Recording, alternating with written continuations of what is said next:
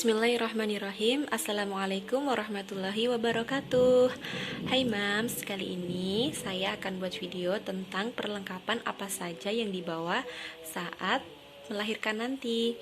Karena saya melahirkannya di klinik atau di bidan, maka saya bawa apa yang saya perlukan saja ya Mam. Dan tentunya ini adalah pengalaman yang pernah saya alami waktu melahirkan yang pertama. Jadi semoga persiapan untuk melahirkan yang kedua ini bisa lebih berpengalaman untuk saya pribadi. Jadi dulu waktu saya melahirkan banyak banget barang-barang yang belum kebawa dan berantakan sekali gitu. Kemudian untuk yang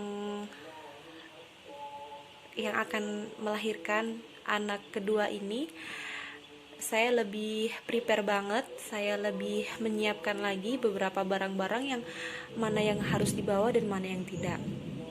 Berikut ini barang-barang yang akan saya bawa ke bidan ya Mams. Yang pertama adalah perlengkapan ibu.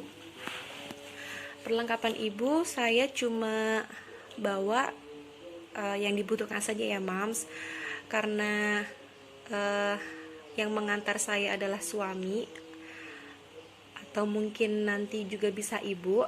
Jadi saya sudah siapkan seperti ini Mams.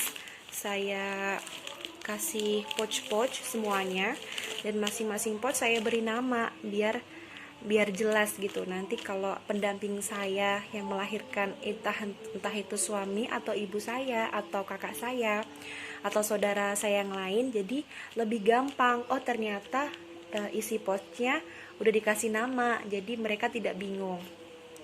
Yang pertama ini adalah perlengkapan ibu. Yang pertama saya isi baju atasan kancing ibu ada 1, daster pendek 1, terus gamis ibu 1, jilbab 1. Sebenarnya gamis ibu opsional ya Mam. Kalau saya bawa 2 karena kemarin pernah gamis yang satunya kotor, jadi saya harus bawa ganti yang sementara saya tidak bawa ganti gamis lagi 1, maka saya kasih cadangan gamis 1 di sini 2. Dan gamisnya juga nggak usah yang tebel-tebel ya Mam, kalau bisa yang tipis aja, karena untuk memudahkan agar dibawanya lebih ringan gitu, tidak berat ini. Kemudian perlengkapan ibu yang lain adalah gurita ibu 2, ya bisa dipakai pagi atau nanti saat pulang bisa buat ganti. Kemudian yang kedua adalah jarit atau gendongan bayi. Di sini ada 1. Saya pakai jarit gendongan kayak selendang gitu ya Mams, yang mudah dipakai, karena saya lebih suka pakai jarit atau gendongan bayi yang model selendang gitu. Jadi saya lebih nyaman pakai itu daripada yang lainnya. Kemudian jarit ibu yang buat melahirkan. Yang pertama ada jarit yang tipe sarung. Jarit yang tipe sarung yang seperti ini ya Mam. Ini jaritnya itu udah dijahit yang model kayak sarung. Jadinya lebih bisa memudahkan Mams untuk memakainya pada saat melahirkan nanti. Dan kemudian ada jarit tipe yang panjang. Jarit yang panjang ya seperti selimut seperti itu. Opsional sih Mam, Mam bisa pakai jarit atau pakai selimut atau bagaimana. Tapi karena kalau orang Jawa ya biasanya pakai jarit gitu. Jadi saya menyesuaikan kebutuhan. Nah, kemudian ada handuk ibu 1. Ini untuk perlengkapan ibunya. Kemudian sabun, ini perlengkapan untuk mandi ya Mams. Di sini udah aku kasih sisir yang kecil, kemudian krim malam dan siang cuma 2 aja, nggak usah banyak bawa alat makeup karena saya juga ribet kalau bawa makeup yang banyak. Jadi saya cuma bawa krim malam dan siang aja yang sering saya pakai. Kemudian pasta gigi yang kecil, sikat gigi, kemudian ada sabun yang kecil. Saya pakai sabun Bidara ya Mams. Sabunnya ini bisa dipakai buat sampo dan bisa buat badan, jadinya lebih lebih praktis di bawahnya, segini aja tuh. Kemudian perlengkapan ini yang paling penting ya Mams, adalah buku KIA atau buku kesehatan ibu dan anak. Ini udah satu bundle di sini, udah ada buku KIA, fotokopi KTP ayah dan ibu, foto KTP surat nikah, dan fotokopi kartu keluarga. Jadi semuanya udah saya fotokopi biar nanti suami saya nggak ribet fotokopi bolak-balik kemana-mana. Jadi semuanya udah saya siapkan dalam satu map ini. Kemudian ini Softtek Maternity. Softtek Maternity ini saya cuma bawa 10 page, nggak terlalu banyak-banyak ya Mams. Saya pernah bawa 10 page juga ada sisanya, jadi nggak usah terlalu bawa banyak-banyak. Kalau yang Mams nggak bisa pakai yang ini kan nggak ada sayapnya. Kalau Mams lebih suka yang bersayap, silahkan, opsional banget, boleh pakai Softtek Maternity khusus atau pakai Softtek yang lainnya juga bisa. Yang penting besar, bisa menampung darah nifas saat pasca melahirkan. Kemudian saya bawa Pampers ibu. Saya bawa Pampers ibu hanya 4 saja.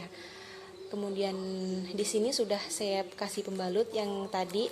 Jadi semua di sini sudah ada pembalut, Pampers bayi, Pampersnya kakak cadangan. Jadi anak saya kalau nanti ikut, anak saya yang pertama masih ya sekitar 2 tahun ya, dia masih pakai Pampers. Jadi saya kasih cadangan buat Pampers kakak 2 biji aja di sini. Jadi semua di sini serba Pampers, biar memudahkan ya Mams. Jadi semuanya saya pisah di sini Pampersnya. Kemudian selimut. Ibu. Saya bawa selimut ibu. Kenapa saya bawa selimut ibu? Biar saya nggak kedinginan. Waktu yang pengalaman melahirkan yang pertama, saya lupa bawa selimut untuk ibu. Saya cuma bawa jarik, jadi kedinginan karena ruangannya ber-AC. Saya nggak kuat dingin, jadinya saya kedinginan. Jadi sekarang saya bawa selimut. Tapi ya terserah Mams ya, bawa selimut apa enggak. Kalau saya sih perlu banget bawa selimut buat ibu. Tapi selimutnya nggak usah tebel-tebel. Selimutnya yang sekiranya bisa dibawa aja untuk bepergian. Kemudian apalagi? Kemudian perlengkapan untuk ayah. Nah, untuk perlengkapan untuk ayah saya udah kasih 1 set ya Mams, baju, celana, kemudian daleman, dan semuanya udah ada di sini 1 set aja karena kliniknya deket dan nggak lama di klinik.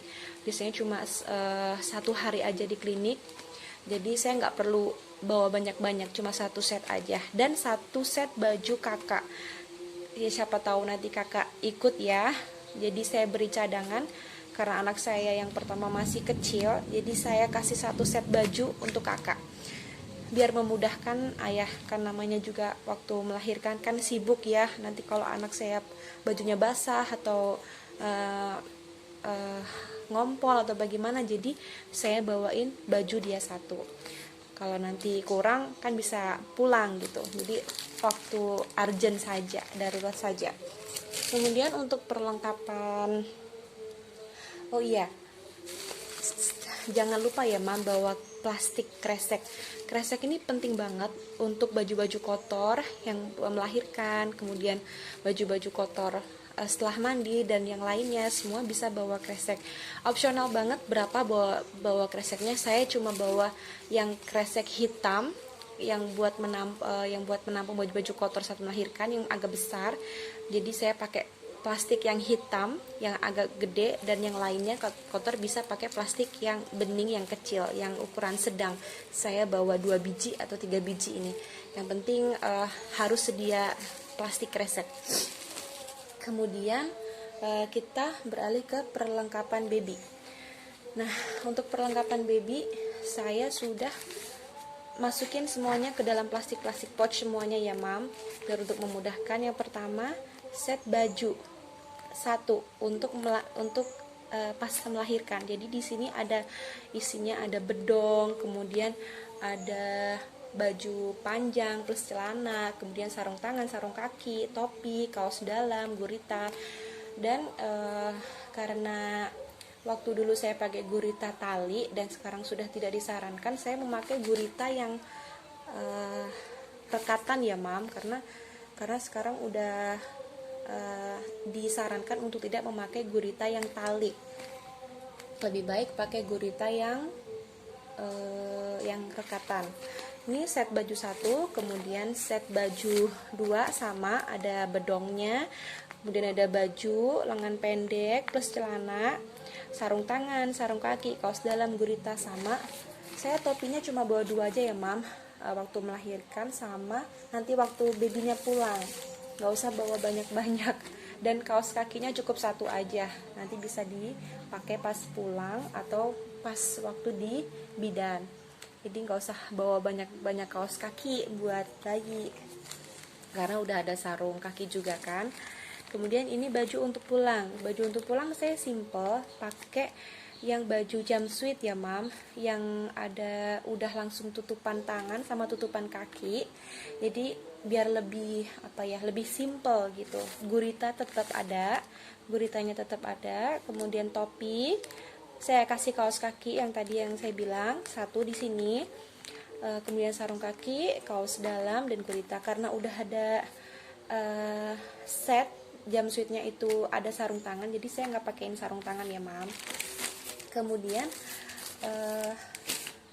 handuk, saya bawa handuk bayinya 2. Kenapa? Karena handuk bisa dipakai waktu saat melahirkan ya. Ketika bayi sudah lahir biasanya kan memakai anduk atau kain apa. Nah saya pakai anduk. Nah saya pakai handuk yang kecil nanti. Nah untuk yang besar, tapi nggak besar-besar banget ya. Untuk handuk bayi besar bisa buat untuk mandi. Kemudian ada waslap. Jadi kenapa saya bawa handuknya 2?